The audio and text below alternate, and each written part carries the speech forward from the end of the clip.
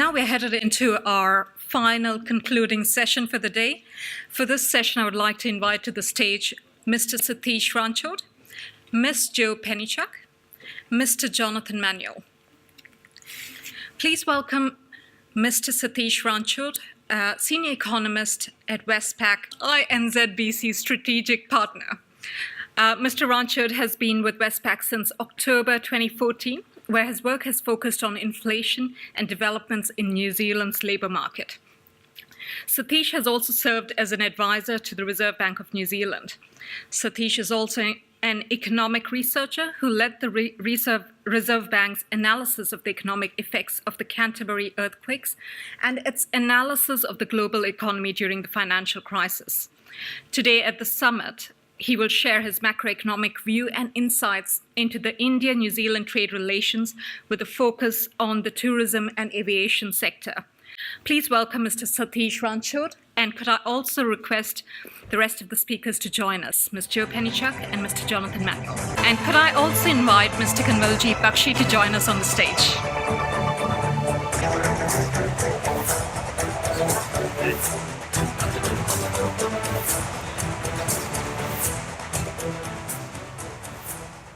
Good afternoon.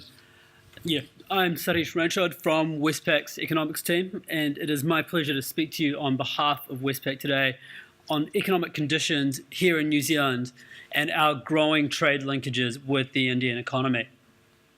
Now, today's summit comes at quite an opportune time. Conditions in the New Zealand economy are changing.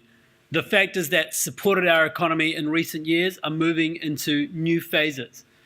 But at the same time, we're seeing new drivers coming to the fore, and our growing exports of services are an important factor that still leaves us with a pretty robust outlook for economic conditions over the coming years. And on that front, our increasing trade links with fast-growing economies like India are an important part of our economic backdrop. So this afternoon, I'm going to take a look at how conditions here in New Zealand are shaping up and then move on to India. And then I'll just wrap up with a few concluding remarks. But to start off with, let's take a look at how the New Zealand economy has been tracking. Now, we've had a pretty solid period of economic growth here in New Zealand. In recent years, growth got up to rates of around 3.5% to 4%. And that's a rapid pace for New Zealand. And that strong activity was supported by a range of factors mainly related to domestic demand. That includes things like our very low interest rates, strong population growth, a very large construction cycle, and of course, rapid house price increases. Now, those factors provided a very powerful boost to domestic spending in recent years. But what we've seen more recently is that they're moving into new phases, and they're not providing that same impulse to demand that they once did. And as a result, we've already seen growth in New Zealand slowing from those rates of over 3% down to rates of 2.7% this year. Now, that impulse from domestic drivers is likely to ease back a bit more over the next few years, but we are still looking at a pretty firm outlook for activity. And much of that comes down to the strength that we're seeing in export sectors, particularly services. They're up about 6% over the past year. And the star on the export front really has been the tourism sector, with a record number of visitors last year. Now, our tourism markets are becoming increasingly broad-based, and India is one of the ones where we've seen some fast growth. Although numbers aren't as large as some areas like Australia, it is increasing at a pretty rapid pace, and our total services to India have grown by a stellar 13% over the past year.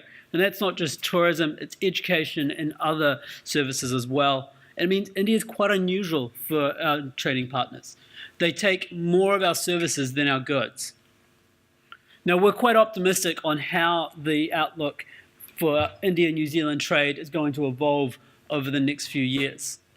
If we take a look at the Indian economy, it's had a strong performance in recent years. It's, of course, one of the fastest growing major economies in the world right now, with GDP growth coming in at over 8% over the past year. And importantly, a lot of that growth has been underpinned by growth in the household sector. India has a large and growing middle class, and income growth in the country is quite rapid. That's fueling the demand for a range of goods and services. We've seen it clearly here in New Zealand, with visitor numbers rising by almost 20% over the past year. And it's not just tourists who are coming over.